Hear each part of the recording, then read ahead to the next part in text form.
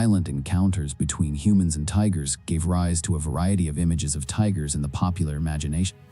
Hyoonggi's examination of tiger stories contained in the largest edited collection of Korean folktales, together with North Korean folktales contained in the Hongukujin Slua, for example, revealed over 600 stories about tigers, more than for any other animal. The themes of these stories include tigers as divine messengers, foolish tigers, compassionate tigers, tigers repaying a debt, tigers who turn into humans, and violent tigers.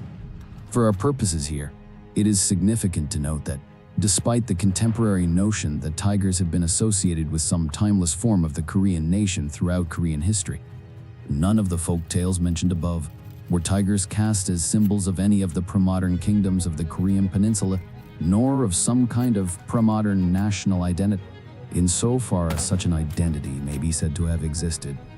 This is the case even for the Tangun myth, which has been foundational in modern Korean nationalism, and was often cited in 20th century nationalist discourse as evidence of the tiger's long history of ethnic symbolism in Korea. The tiger does appear in the Tangun story.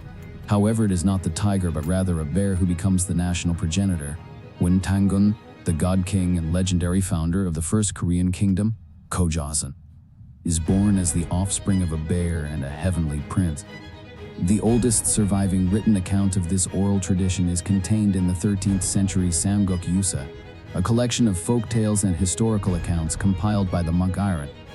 According to this account of Tangun's parentage, a tiger and a bear compete for the privilege of becoming human by sequestering themselves in a cave, living only on garlic and wormwood.